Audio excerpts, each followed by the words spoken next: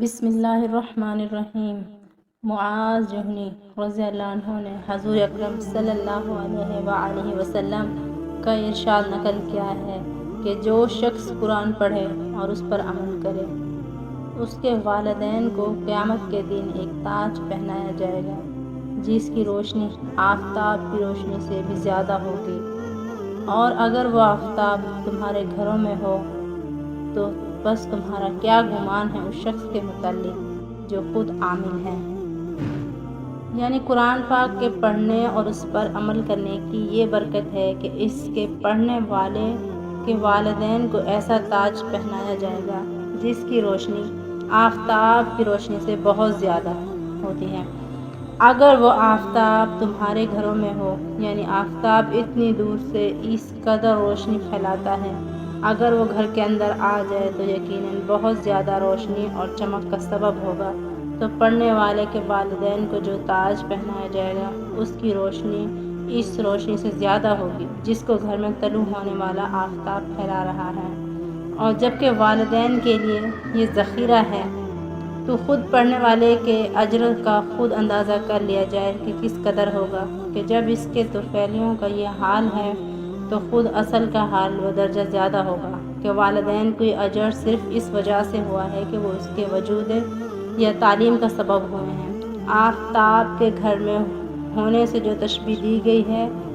اس میں علاوہ کہ قرب میں زیادہ روشنی محسوس ہوتی ہے، ایک اور لطیف امر کی طرف بھی اشارہ ہے، وہ یہ کہ جو چیز ہر وقت پاس رہتی ہے اس سے انس و الفت زیادہ ہوتی ہے، اس لیے آفتاب کی دوری کی وجہ سے جو اس سے بیگانگی ہے وہ ہر وقت کے قرب کی وجہ سے مبدل باانس ہو جائے گی۔ تو اس صورت میں روشنی کے علاوہ اس کے ساتھ موانست کی طرف اشارہ ہے، اور اس طرف بھی کہ وہ اپنی ہوگی۔ آفتاب سے اگرچہ ہر شخص نفع اٹھاتا ہے، لیکن اگر وہ کسی کو ہبہ کر دیا جائے تو اس کے لیے کس قدر افتخار کی چیز ہو۔ حاکم رحمۃ اللہ علیہ نے بریدہ رضی اللہ عنہ سے حضور صلی اللہ علیہ وسلم کا ارشاد نقل کیا ہے کہ جو شخص قرآن شریف پڑھے اور اس پر عمل کرے تو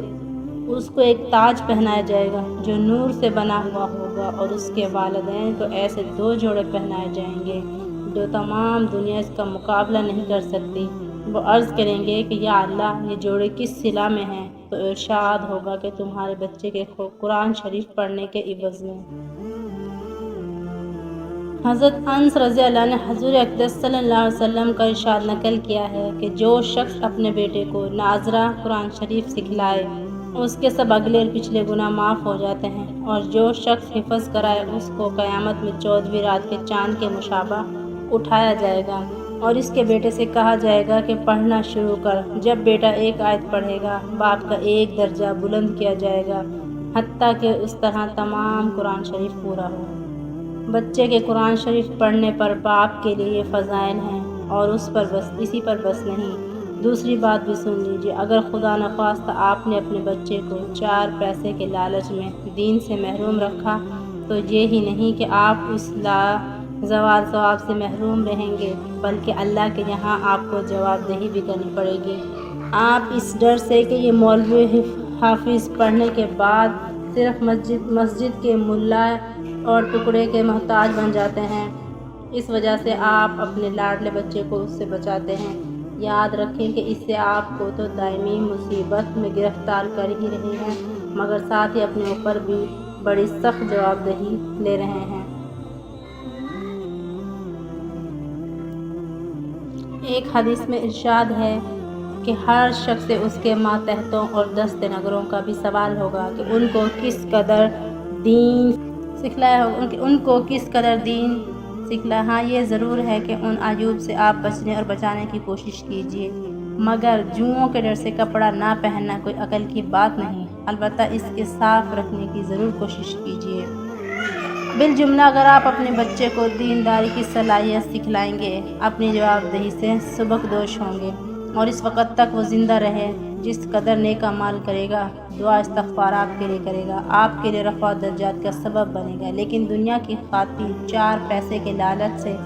آپ نے اس کو دین سے بے بہرا رکھا تو یہی نہیں کہ خود آپ کو اپنی حرکت کا وبال بھگتنا پڑے گا۔ جس قدر بد اتواریاں فسق و فجور اس سے سرزد ہوں گے، آپ کے نامہ اعمال بھی اس ذخیرہ سے خالی نہ رہیں گے۔ خدارا اپنے حال پر رحم کھائے۔ دنیا بہرحال گزر جانے والی چیز ہے اور موت ہر بڑی سے بڑی تکلیف کا خاتمہ ہے، لیکن جب تکلیف کے بعد موت بھی نہیں، اس کا کوئی منتہا نہیں۔